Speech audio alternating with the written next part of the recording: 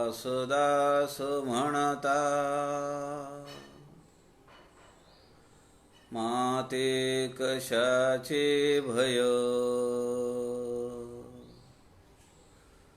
रामा जाईन ज्या स्थळी सुख घना, होईल तेथे जय. रामाया भुवनी तुझ विना, नाही दुजा तारक. रामा तू सकलार्थ पूर्ण करीशी, तू तात मी बालक.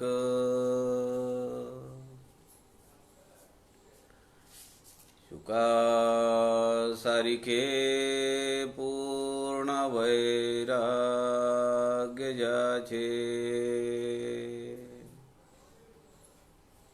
वसिष्ठा परी ज्ञान योगेश्वराचे.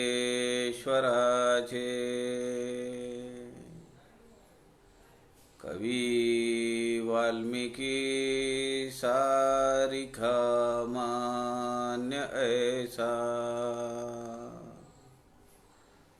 नमस्कार माझा सद्गुरु रामदासा.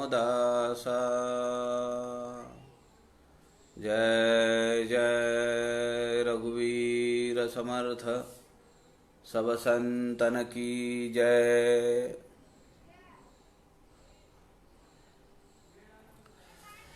सज्जन हो, नमस्कार. समर्थ रामदास स्वामींच्या अनेक वाङ्मय प्रकारापैकी सध्या आपण समर्थ रामदास स्वामीकृत आरत्या याचं चिंतन करतो आहोत. संत समागम फेसबुक लाईव्ह पेजचे सूत्रधार आदरणीय प्रवीणजी शास्त्री दिवाकर यांच्या सूचनेप्रमाणे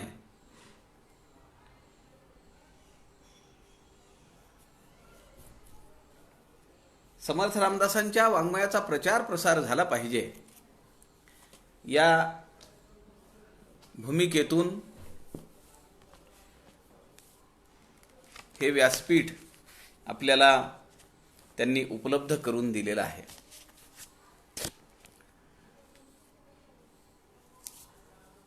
आपण परवाच्या दिवशीपासून समर्थ रामदास स्वामींच्या आरत्यांचा विचार चालू केलेला आहे.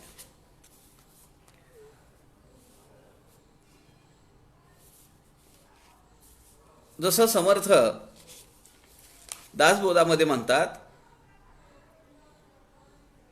ऐसा जो परम समर्थ पूर्ण करी मनोरथ, सप्रचित भजन स्वार्थ कल्लव चंडी विनायकव. कलियुगामध्ये चंडी आदिमाता, जगत जननी आणि गणपती या दोघांच्या भजनानी आपल्याला समर्थांनी अनुभव सांगितलाय. ऐसा जो परम समर्थ पूर्ण करी मनोरथ, सप्रचित भजन स्वार्थ. अनुभवाच्या आधारे मी हे सांगतो आहे असं समर्थ दासबोधामध्ये आपल्याला सांगतात. त्यामुळे आपण काल समर्थ रामदास स्वामीकृत आरत्या यामध्ये सुरुवात गणपतीच्या आरतीपासून केली होती, पण काल साधारण अर्धा तासच आपलं सत्र झालं आणि रेंजच्या अडचणीमुळे पुढे काही बोलता नाही आलं. समर्थ रामदास स्वामींनी 3 गणपतीच्या आरत्या रचलेल्या आहेत. याची थोडी चर्चा, याच्यावरची प्रस्तावना काल झालेलीच आहे. अत्यंत प्रसिद्ध असलेली सुखकर्ता दुःखहर्ता ही आरती जी आहे गणपतीची, ती आरती समर्थ होती सुनील दादा चिंचोळकरांच्या मते. मोरगावला समर्थ आले, गणपतीची यथासांग पूजा झाली होती आणि समर्थ म्हणाले लावा आरती. सगळ्यांना मोठा अचंबा वाटला. कोण ग्रहस्थ आहेत? एक तेजपुंज व्यक्तिमत्व, अत्यंत सात्विक चेहऱ्याचं व्यक्तिमत्व, छाटीधारी.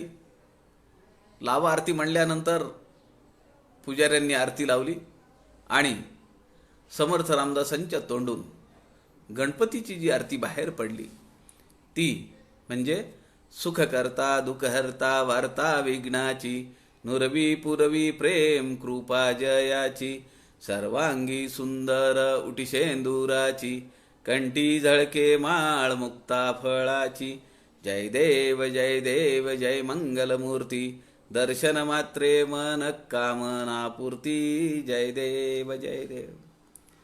सुख करतायस तू, दुःखाचं हरण करणार आहेस. वार्ता विघ्नाची नुरवी, उरूज देत नाहीस तू. सगळ्या ज्या वार्ता विघ्नाच्या आहेत, संकटाच्या आहेत, नाशाला कारणीभूत आहेत, त्या सगळ्यांचा तू निपात करतोस. आणि पुरवी प्रेम कृपा, प्रेम आणि कृपा तुझी आम्हाला मिळते. सर्वांगी सुंदर उटिशेंदुराची, आपल्याला माहिती आहे की गणपती सर्वांग त्याचं जे आहे ते शेंदूर रंगाचं आहे. कंठी झळके माळ मुक्ता फळाची, कंठी गळ्यामध्ये अत्यंत मौल्यवान, अत्यंत रौप सुंदर अशा मोत्यांची माळ तुझ्या गळ्यामध्ये रुळते आहे. जय देव जय देव जय मंगलमूर्ती, दर्शन मात्रे मन कामनापूर्ती. तुझ्या दर्शनाने केवळ सगळ्या मनोकामना पूर्ण होतात, काही मागावंच लागत नाही. आता त्यानंतर आपण जे दुसरं कडवं म्हणतो, रत्नखचित फरा तुझगौरी कुमरा, चंदनाची उटी कुमकुम केशरा, हिरे जडित मुकुट शोभतो बरा, ऋणझुणती नूपुरे चरणी घागरिया. जय देव जय देव जय मंगलमूर्ती. आता आपल्याला जो समर्थांनी दासबोधामध्ये गणेश स्तवनाचा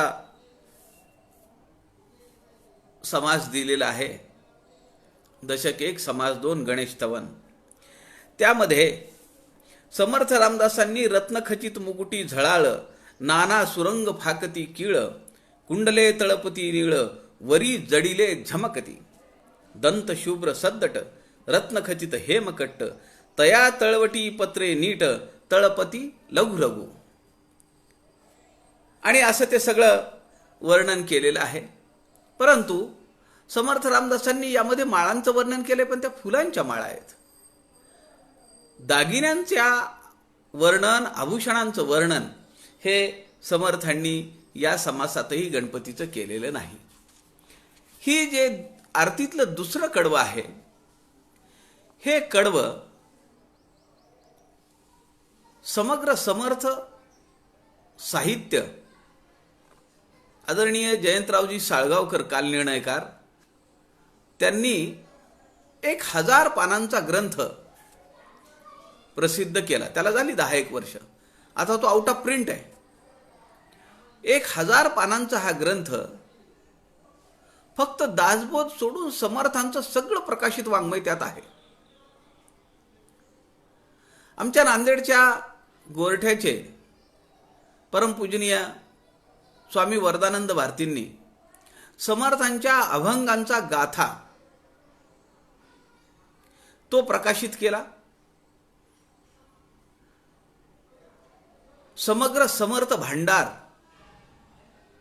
आदरणीय ल रा पांगारकर यांनी प्रकाशित केलंय. पण या कुठेही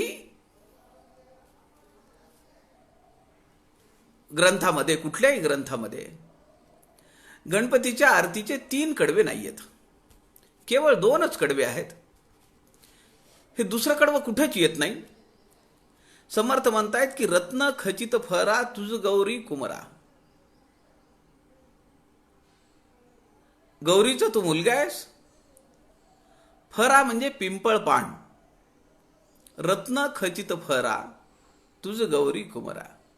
पिंपळ पान आहे आणि पिंपळ पानाचं महत्व आपल्याला गीतेमध्ये समजतं. भगवान श्रीकृष्णाच्या जन्माचा संदर्भ या ठिकाणी आहे. समर्थ रामदास स्वामींनी भगवान श्रीकृष्णाला 2 आरत्यांमध्ये आणलंय गणपतीच्या. इथं पिंपळ पानाचा उल्लेख आहे. पिंपळ पान आणि श्रीकृष्णाचं काय संबंध आहे, संदर्भ आहे, तो आपल्याला माहिती आहे. रत्न खचित फरा तुझ गौरी कुमरा. ते पिंपळाचं पान रत्नांनी मढवलेलं आहे. चंदनाची उटी कुमकुम केशरा.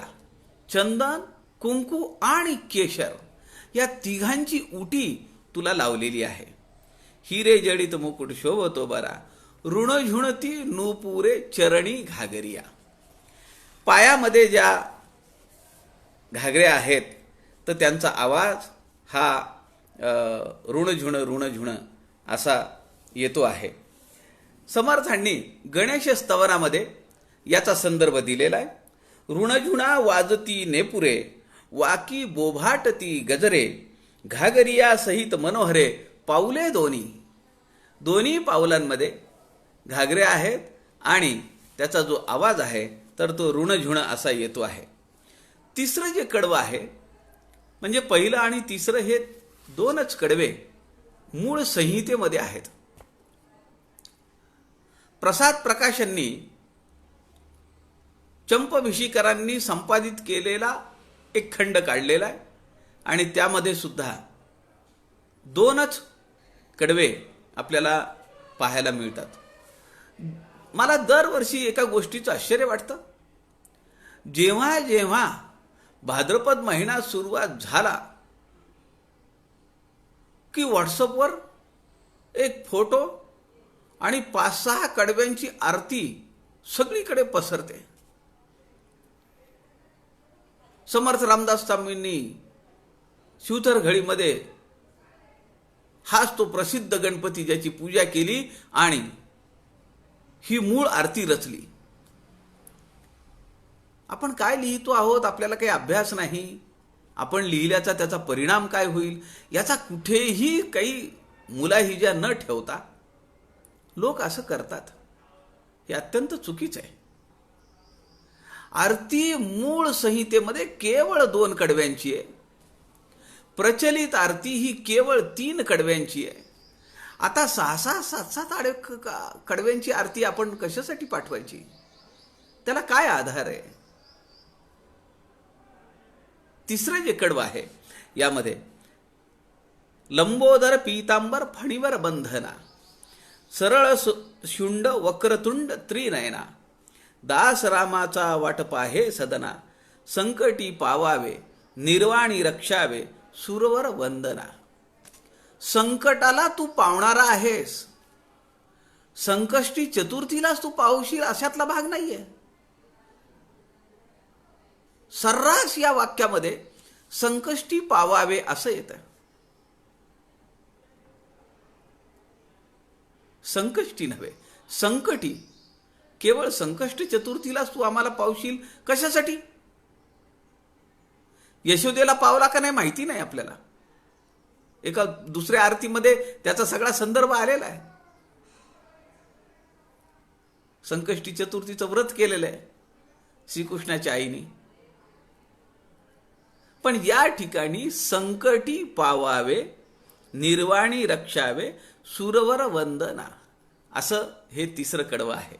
ही आरती अत्यंत प्रसिद्ध अशी आहे आणि सगळ्यांना परिचित असलेली आहे.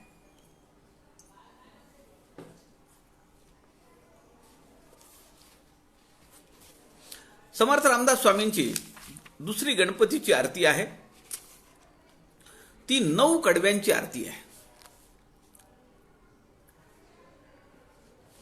आरती सप्रेम जय जय स्वामी गजवदना, तुझिया स्मरणे जाती पातके पार्वती नंदना. या ठिकाणी समर्थ म्हणतात की तुझं स्मरण केल्याबरोबर सगळी पातकं जी आहेत तर ती विलयाला जातात. मोरया पार्वती नंदना, मस्तकी मुकुट जडिताचा शोभतो जाण, कानी कुंडलांची दीपके झळकती परिपूर्ण, पायी घुंगुरवाळे घालुनी शोभती चरण, तुझिया दोंदावरी कंठी पदक घालून, आरती सप्रेम जय जय स्वामी गजवदना, तुझिया स्मरणे जाती पातके पार्वती नंदना. मस्तकी मुकुट जडिताचा शोभतो जाण, मुकुटाचं वर्णन आहे, कानातल्या कुंडलांचं त्याचं वर्णन आहे, पायी घुंगुरवाळे घालुनी शोभती चरण, तुझिया दोंदावरी कंठी पदक घालून. एक पदक आहे की जे कंठी घातलेलं आहे, गळ्यात घातलेलं आहे, पण ते कुठपर्यंत आलंय? तुझिया दोंदावरी. ज्याचं मोठं उदर आहे, लंबोदर आहे, त्याला दोंद असं म्हणतात, त्या दोंदावर ते रुळतं आहे. दुसरं कडवं आहे, मुशक वाहनावरी स्वारी करोनिया फिरसी, चंद्रमा तुझला हसे म्हणून शाप दिदलासी. यात विनोद आहे. एवढं मोठं पोट असलेला लंबोदर गणपती उंदरावर बसून फिरतो आहे. हे दृश्य पाहून चंद्र हसला, त्याचा राग गणपतीला आला. 33 कोटी देव मिळवणी प्रार्थिले तुझसी, दया करा महाराज उशाप देऊनी त्यासी. चंद्राला शाप दिला की तुला आज जर कुणी पाहून तुला आज जर कुणी तुला जर यापुढे कुणी पाहिलं तर तो नरकात जाईल, असा शाप दिला. सगळे धावत आले, सगळे देवादिदेव चंद्राच्या वतीनं. ते म्हणाले की महाराज असं एवढा शाप देऊ नका, याला काहीतरी उशाप द्या किंवा त्यात काहीतरी तडजोड करा. पुढे समर्थ वर्णन करतायत, भाद्रपद शुद्ध चतुर्थीचा दिवस सुदिन, त्या दिवशी या चंद्रम्याचे पाहू नये वदन, हाच शाप दिदला त्यासी ऐका हो जन, जे जन पाहतील मुख त्यासी दुःख पीडा जाण. ठीक आहे म्हणाले, पण एक दिवस वर्षभर जाऊ द्या, पण त्याला याचं प्रायश्चित्त घडलं पाहिजे की तो माझ्याकडे बघून हसलाय कुत्सितपणे. म्हणून भाद्रपद शुद्ध चतुर्थीचा दिवस, ज्या दिवशी सार्वजनिक उत्सवाची सुरुवात आहे, त्या एक दिवस पाहू नये त्याचं तोंड. पुढे चौथं कडवं आहे, वत्से रक्षित असता कृष्णे सोम पाहिला, समंतक आणि जांबुवंत गृहा समीप नेला, आळ आली श्रीकृष्णावरी क्रोधाने चढला, शोभा लागी जाता तेव्हा जांबुवंत मिळाला. रामचंद्रे जांबुवंते होते बोलणे, यास्तव आता जाणे झाले युद्धा कारणे, युद्ध प्रसंग टळला तेव्हा कन्यका देऊन, मणी आंदन दिधला तेव्हा आले परतून. सत्राजिता श्रीकृष्णाने मणी जो दिधला, असत्य भाषण करिता त्यासी क्रोध बहु आला, सत्यभामा बोलावून दिधली कृष्णाला, मणी अंदन देऊन त्यासी समाधान केला. 3, 4, 5, 6 हे 4 कडवे समर्थ रामदास स्वामींनी या ठिकाणी श्रीकृष्णाच्या चरित्राचा संदर्भ या ठिकाणी दिलेला आहे. समर्थ असं म्हणताय, वत्से रक्षित असता कृष्णे सोम पाहिला, समंतक आणि जांबुवंत गृहा समीप नेला, आळ आली श्रीकृष्णावरी क्रोधाने चढला, शोभा लागी जाता तेव्हा जांबुवंत मिळाला. रामचंद्रे जांबुवंते होते बोलणे, या दोघांचं काही बोलणं झालेलं आहे. रामावताराची कथा आहे. रामावतारामध्ये जांबुवंताला असं वरदान आहे की केवळ भगवंत सोडून तुला कुणीही पराजित करू शकणार नाही आणि तुझ्यासमोर 2-3 दिवसामध्ये त्याचा पराजय नक्की होणार आहे. तुला कुणी पराजित करू शकणार नाही आणि जास्तीत जास्त कुणी जर तुझ्यासमोर युद्धासाठी आला तर 2-3 दिवसामध्ये तो ठार होईल, त्याचा पराजय होईल. असा वर जांबुवंताला मिळालेला आहे. वत्से रक्षित असता कृष्णे सोम पाहिला. हा जो मणी आहे ना, सेमंतक मणी, आपल्याला ह्याची कथा माहिती आहे. भागवतामध्ये ह्याची कथा आलेली आहे. हा जो जांबुवंत आहे हा सप्त चिरंजीवांपैकी एक आहे. त्याला दीर्घायुष्य आहे. आणि कथा काय आहे, आपण भागवतामध्ये ती कथा ऐकलेली, पण थोडक्यात मी तुम्हाला पुन्हा एकदा सांगतो. म्हणजे कडवं 4, 5, 6 या 3 कडव्यांचा आपल्याला या ठिकाणी संदर्भ या कथेमध्ये मिळेल. श्रीकृष्ण त्याच्या या यादवांच्या राज्यामध्ये एक सत्राजित नावाचा प्रमुख नागरिक होता. हा सूर्याचा उपासक होता आणि याला सूर्याच्या उपासनेतून एक रत्न प्राप्त झालं होतं, एक मणी प्राप्त झाला होता आणि त्या मण्याचं नाव आहे सेमंतक मणी. हा मणी रोज 8,000 तोळे सोनं द्यायचा. 8,000 तोळे रोज सेमंतक मण्यापासून सोनं मिळायचं.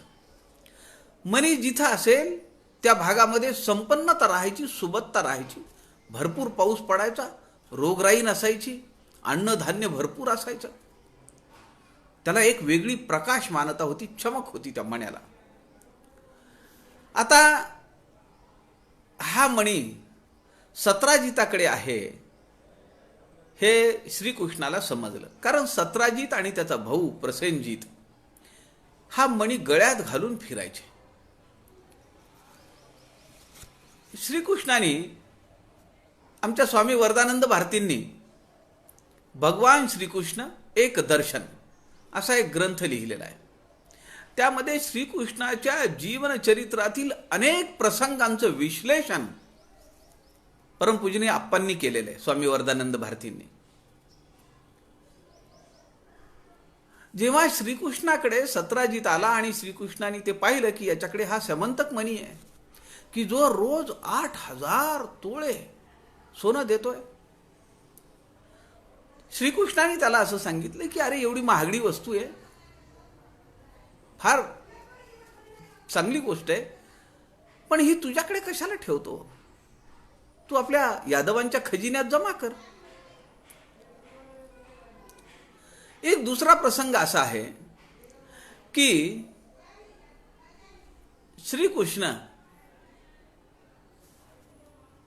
सत्राजिताला सांगतो की मथुरेचा राजा उग्रसेन आता अत्यंत आर्थिक संकटात सापडलेला आहे. कंसवधाच्या नंतरची गोष्ट ही. कफल्लक झालेला आहे, आर्थिक संकट आहे. काही दिवस हा मणी तू उग्रसेन राजाकडे ठेव आणि जरा त्याला संपन्नता आली, सोनं वगैरे मिळालं, सुबत्ता आली, पाऊस भरपूर पडला, धान्य भरपूर पिकलं की तू तुझा मणी आणून घे, काही हरकत नाही. हा प्रस्ताव सत्राजितांनी नाकारला.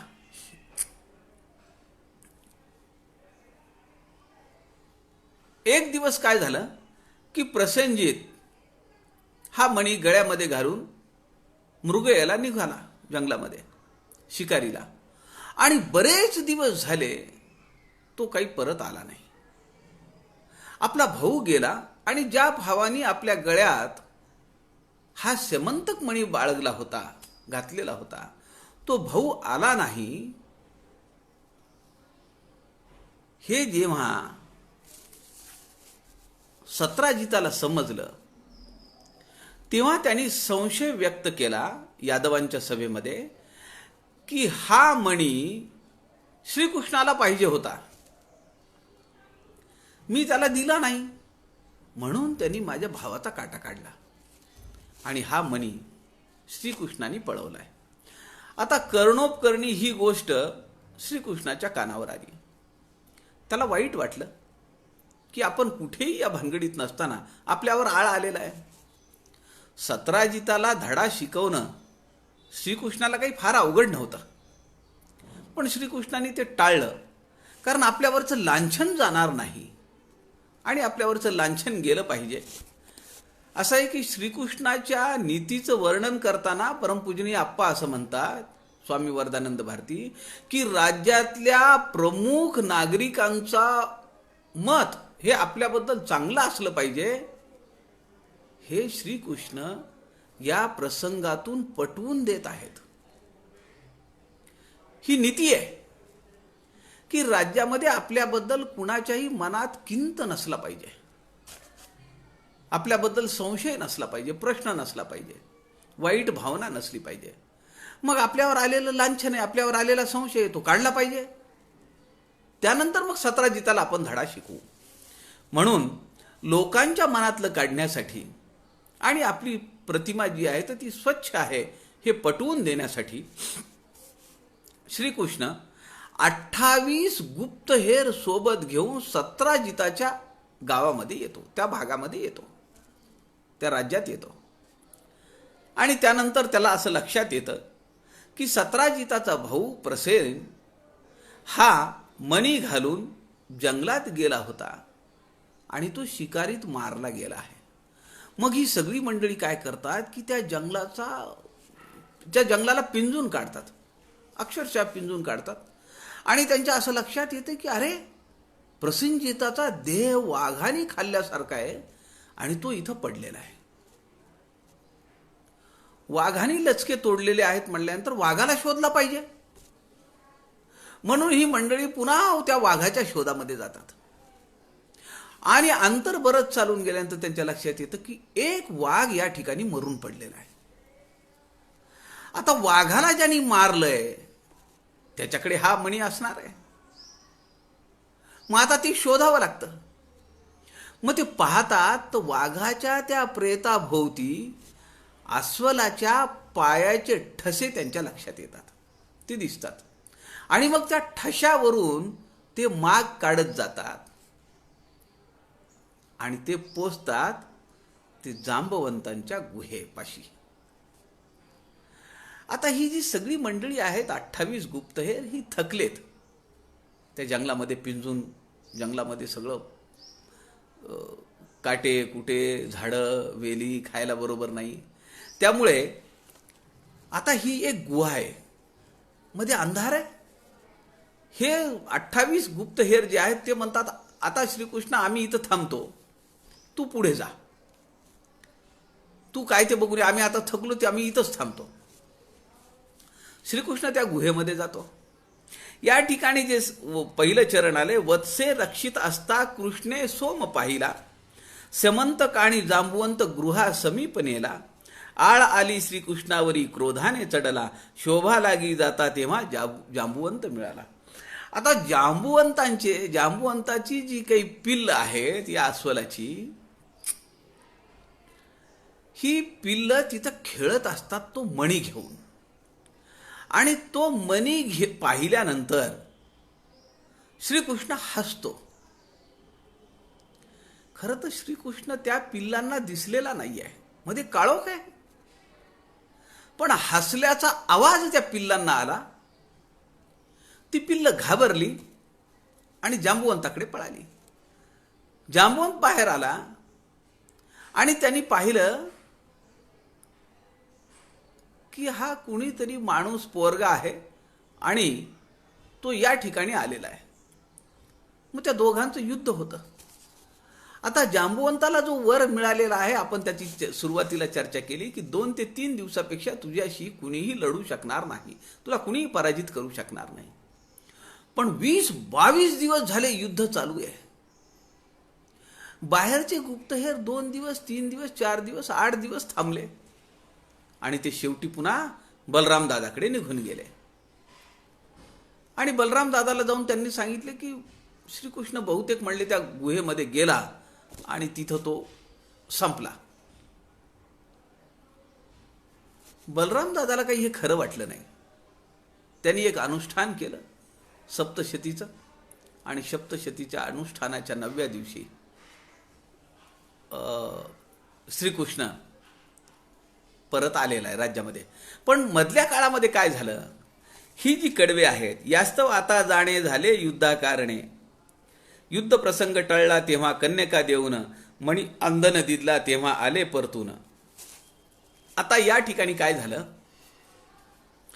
20-22 दिवस युद्ध झालं. जांबुवंतांच्या लक्षात आलं की हे काही सामान्य मनुष्य नाही आहे. तो शरणागत झाला आणि त्यांनी हात जोडून प्रार्थना केली की आपण नक्की कोण आहात. आणि श्रीकृष्णाने त्याच्यासमोर आपलं रामावतारातलं रूप प्रकट केलं. जांबुवंत साष्टांग नमस्कार केला. तो म्हणाला, स्वामी तुम्ही आहात, मी तुम्हाला किती छळलं, तुम्हाला मी तुमच्यासोबत युद्ध केलं आणि तुम्ही आता कसे काय, आणि हे काय चाललंय सध्या. तर तेव्हा ते सांगतात की अरे आता राम अवतार संपला मागेच, आता कृष्ण अवतार चालू आहे. तेव्हा ते सांगतात की मी द्वारकेला असतो, माझं रुक्मिणीशी नुकताच विवाह झालेला आहे आणि मी या मण्याच्या शोधात आलो होतो. जांबवंत म्हणतो, हे सगळं तुमचं आहे, तुमच्यामुळे या मण्याच्या निमित्ताने मला तुमचं दर्शन झालं. पण मला आनंद आहे आणि दुःख पण आहे.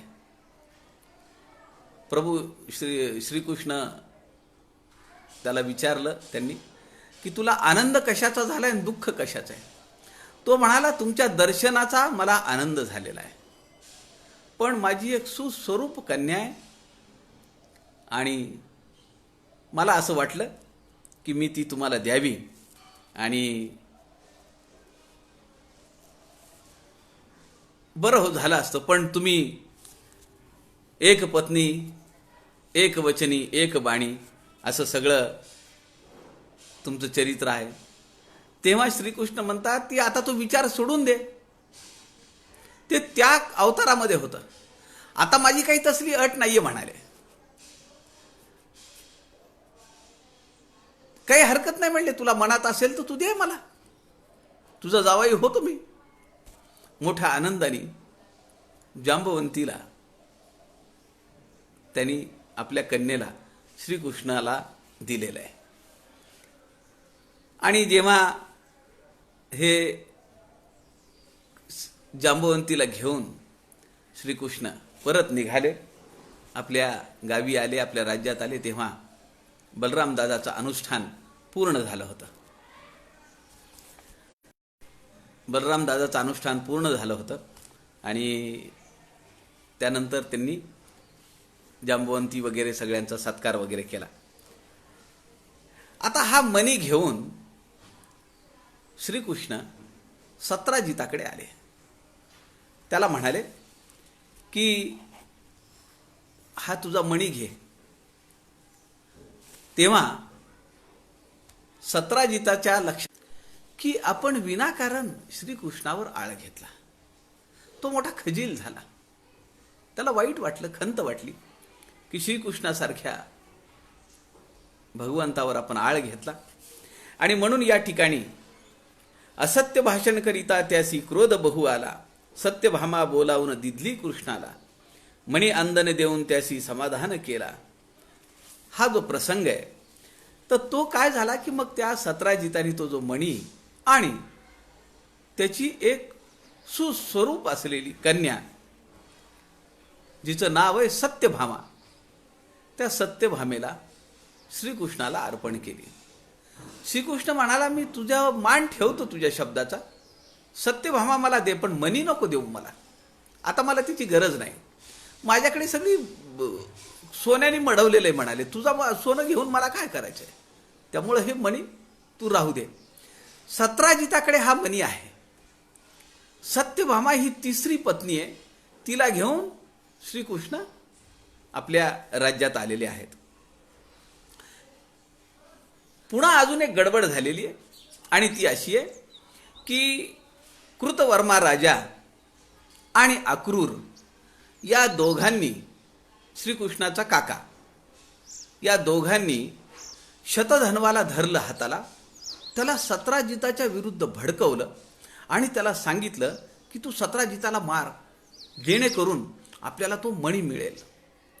आणि त्याप्रमाणे शतधन्व्यांनी सत्राजिताला मारला, ठार केला आणि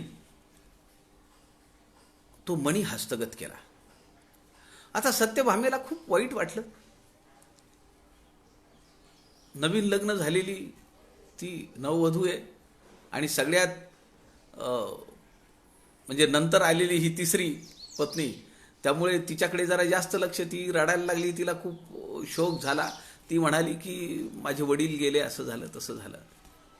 तेव्हा श्रीकृष्ण म्हणतो की मी तुला वचन देतो, ज्याने तुझ्या वडिलांची हत्या केली आहे मी त्याला ठार मारीन, मी त्याला जिवंत सोडणार नाही. आणि त्याप्रमाणे बलराम दादा आणि श्रीकृष्ण हे शतधन्व्याच्या मागे लागतात. मिथिलेजवळ एक घनघोर युद्ध झालं आणि त्यात शतधन्याला त्यांनी ठार केलं. पण शतधन्याजवळ मणी नव्हता. श्रीकृष्णाने अंदाज बांधला की हा मणी कुणाकडे असेल. आणि एके दिवशी आपल्या काकाला श्रीकृष्णाने बोलावलं. अक्रूर आला. श्रीकृष्णाने मोठ्या युक्तीनं त्याच्याशी संवाद केला आणि श्रीकृष्ण त्याला असं म्हणाले की तू सदाचारी आहेस, तुला मिळालेलं धन तू धर्म कार्यासाठी वापरतोस, म्हणून तुझ्याकडचा मणी तूच राहू दे, तू मला देऊ नकोस. खरं तर त्या मण्यावर सत्यभामेचा अधिकार आहे, कारण सत्राजिताची ती कन्या आहे. तो मणी माझ्याकडे यायला पाहिजे, पण मी तुला मागत नाही. पण मी शतधन्व्याला मारला पण त्याच्याकडे मणी मिळाला नाही, हे दुसरं लांछन माझ्या मागे लागलंय. आणि एवढंच नव्हे, लोकांनी संशय व्यक्त केलाय, पण माझ्या भावानी बलराम दादानी सुद्धा माझ्यावर संशय व्यक्त केलाय की तू विनाकारण त्याला मारलास. अक्रूराला समजावलं आणि अक्रूराला असं सांगितलं श्रीकृष्णाने की तू राजसभेमध्ये एवढंच म्हण, मी तुला काही करणार नाही, शेवटी तू माझा काका आहेस.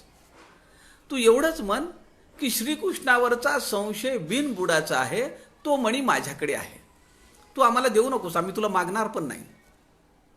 आणि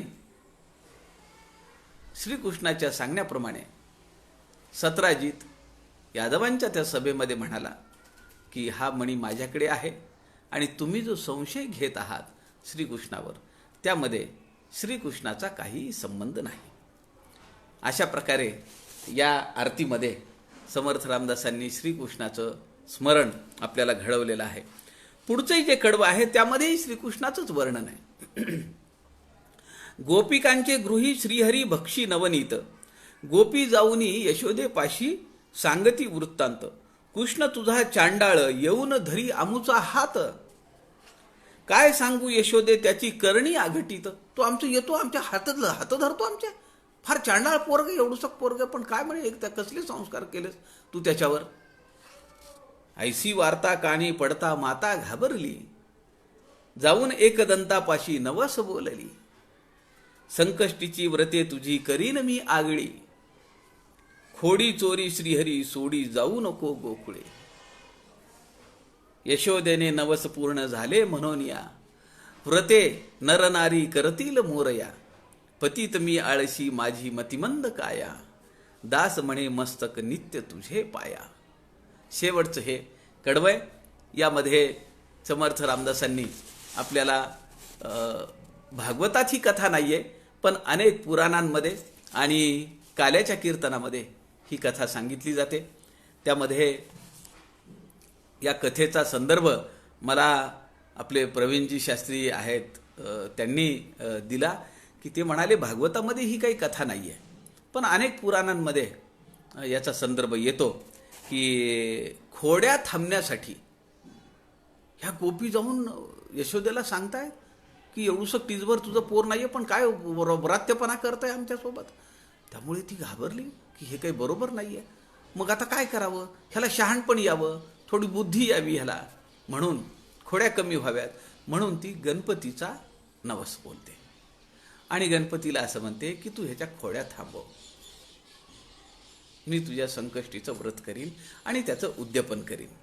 चतुर्थीच्या उद्यापनाचा एक प्रसंग आला आणि तोपर्यंत श्रीकृष्णाच्या खोड्या एवढ्या शांत झाल्या, एवढा खोडकर असलेला श्रीकृष्ण एवढा शांत झाला.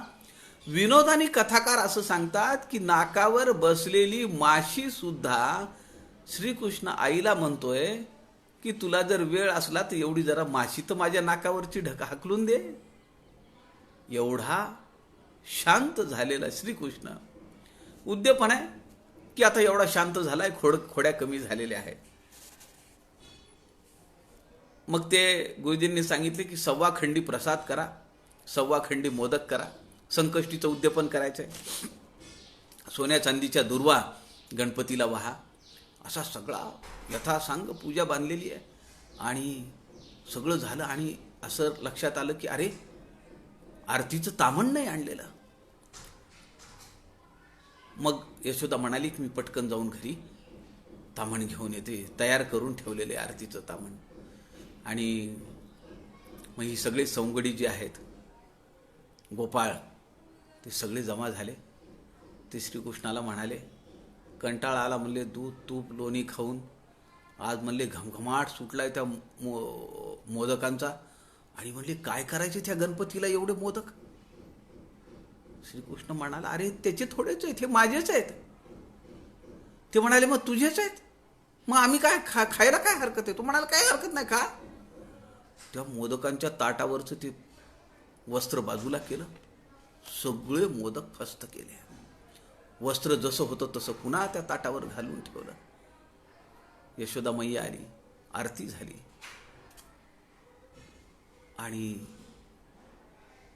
नैवेद्यम समर्पयामी प्राणाय स्वाहा असं म्हणून ते पाणी फिरवताना लक्षात असं आलं की ताट तर रिकाम आहे आणि मोदकांचे तुकडे इकडे तिकडे त्या यशोदा मैयाला दिसले. तिच्या लक्षात आलं की गडबड यांनीच केलेली आहे. ते श्रीकृष्णाला म्हणाली कुठे गेले मोदक. श्रीकृष्ण म्हणाला मला काय माहिती आहे. ती म्हणाली उघड तुझं तोंड. आणि जेव्हा श्रीकृष्णाने तोंड उघडलं तेव्हा सगळं ब्रह्मांड यशोदा मैयाला भगवंताच्या मुखामध्ये दिसलं. अशी ती कथा आहे. समर्थ रामदास स्वामींनी या ठिकाणी त्याचंही स्मरण दिलेलं आहे. आणि समर्थ म्हणतायत यशोदेने नवस पूर्ण झाले म्हणून या व्रते नर नारी करतील मोरया, पतित मी आळशी माझी मतिमंद काया. आपल्याकडे अत्यंतिक नम्र भाव समर्थ रामदासांनी घेतलेला आहे. दास म्हणे मस्तक नित्य तुझे पाया. असं भगवंताला गणपतीला समर्थ शरण गेलेले आहेत. तिसरी जी आरती आहे ही 4 कडव्यांची आरती आहे आणि गणपतीचीच आरती आहे. 3 आरत्या समर्थ रामदासांनी गणपतीच्या रचलेल्या आहेत. जयदेव जयदेव जय गणराजा, सकळ देवा आधी तू देव माझा. उंदरावरी बैसोनी दुडदुडा येसी, हाती मोदक लाडू घेऊन या खासी. भक्ताचे संकटी धावूनी पावसी, दास विनविती तुझ्या चरणासी. भाद्रपद मासी होसी तू भोळा, आरक्त पुष्पांच्या घालून या माळा. कपाळी लावून या कस्तुरी टिळा, तेणे तू दिससी सुंदर सावळा. तू भाद्रपद मासामध्ये, भाद्रपद महिन्यामध्ये तू अत्यंत भोळा होतस. तुला बाल गणेश मंडळ काढून सगळी लहान मुलं जी आहेत ती तुला तुझी प्रतिष्ठापना करतात, तुझा 10 दिवसांचा उत्सव करतात आणि तू अत्यंत भोळा होतोस आणि सगळ्या मुलांना किंवा सगळ्या लोकांना भूतली येऊन त्यांना तू बुद्धी दाता नारायण होतोस. तेव्हा आरक्त पुष्पांच्या घालून या माळा, कपाळी लावून या कस्तुरी टिळा, तेने तू दिससी सुंदर सावळा. प्रदोषाचे दिवशी चंद्र श्रापिला, समयी देवे मोठा एकांत केला. इंदू येऊन या चरणी लागला, श्रीरामा बहुत श्राप दिझला. आणि तेव्हा तोच संदर्भ आहे की चंद्राला शाप दिला, इंद्रा सगट सगळे देव आले, त्यांनी करुणा भाकली आणि तू त्यांना उशाप दिलास. पार्वतीच्या सुता तू ये गणनाथा, नेत्र शिणले तुझी वाट पाहता. किती अंत पाहसी भा विघ्न हरता, मजला बुद्धी देई तू गणनाथा. 4 कडव्यांचं काव्य हे आरती आहे. शेवटच्या चरणामध्ये समर्थ रामदास स्वामी आपल्याकडे आत्यंतिक नम्रभाव घेतात आणि त्याला असं म्हणतात की तू मला बुद्धी दे. गणेश स्तवनामध्ये समर्थ रामदास स्वामी दासबोधामध्ये म्हणतात, ओम नमोजी गणनायका, सर्व सिद्धी फळदायका, अज्ञान भ्रांती छेदका बोध रूपा. माझिये अंतरी भरावे, सर्व काळ वास्तव्य करावे, मज वाक्शून्यास वदवावे, कृपा कटाक्षे करुणी श्रीराम. तुझे कृपेचे निबळे, वितुळती भ्रांतीची पडळे, आणि विश्वभक्षक काळे, दास्यत्व की जय श्रीराम. समर्थांचं हे गणेश स्तवन आपल्याला माहिती आहे की ध्यान गणेशाचे वर्णिता, मती प्रकाश होय भ्रांता, गुणानुवाद श्रवण करिता, वोळे सरस्वती. सरस्वतीची कृपा गणपतीच्या भजनानी, गणपतीच्या स्तवनानी होऊ शकते असं समर्थ म्हणतात. म्हणून समर्थ रामदासांनी गणपतीच्या 3 आरत्या केलेल्या आहेत. समर्थ म्हणतात, जयासी ब्रह्मादिक वंदिती, तेथे मानव बापुडे किती. असो प्राणी मंदमती, तेही गणेश चिंतावा. आपली बुद्धी ही सखोल झाली पाहिजे, ती मेधावी झाली पाहिजे, ती तल्लख झाली पाहिजे, आपल्याला विवेक सुचला पाहिजे. त्यासाठी गणपतीचं भजन केलं पाहिजे. आणि हा अनुभव मला आलेला आहे सप्रचित. समर्थ रामदास स्वामी त्यांच्या अनुभवाचा दाखला देऊन आपल्याला सांगतात. अशा गणेशाची कृपा आपल्या सगळ्यांवर व्हावी ही त्याच्या चरणी प्रार्थना करतो. आपण गणपतीच्या 3 आरत्या समर्थ रचित पाहिल्या. उद्या सौ शुभदा थिटे या त्यांचं निरूपण सादर करतील दुपारी 3 ते 4. समर्थ रामदासांची अष्टाक्षरी रचना. 8 आणि 9 तारखेला आपल्या पुण्यातल्या रुजुता वाळिंबे या श्रीकृष्ण आणि अर्जुन या 2 व्यक्तिरेखा मांडतील. आणि 10 आणि 11 तारखेला पुण्यातल्या सौ संध्या कोल्हटकर आपल्याला अमृतानुभवाचा परिचय करून देतील. आणि त्यानंतर मग पुढे आपण सलग अमृत अनुभवावर त्यांची प्रवचनं ठेवणार आहोत. आपण 11 तारखेपर्यंत 12 तारखेपासून मी पुन्हा समर्थरचित समर्थकृत आरत्यांचं विवेचन आपण पुन्हा घेणार आहोत. आणि उद्यापासून सकाळी 10 ते 11 संत समागम या फेसबुक लाईव्ह पेजवर आपले श्री ज्ञानेश्वर बगेकर हरिपाठावर विवेचन करणार आहेत. रोज सकाळी 10 ते 11. आपल्या सगळ्यांना गणपतीची कृपा, गणपतीचा प्रसाद मिळावा आणि अशी प्रार्थना गणपतीला समर्थांना करूया. आपल्या सगळ्यांच्या हृदयस्थ परमेश्वरास नमस्कार करतो. झालेली सेवा समर्थांच्या चरणी अर्पण करतो. जय जय रघुवीर समर्थ.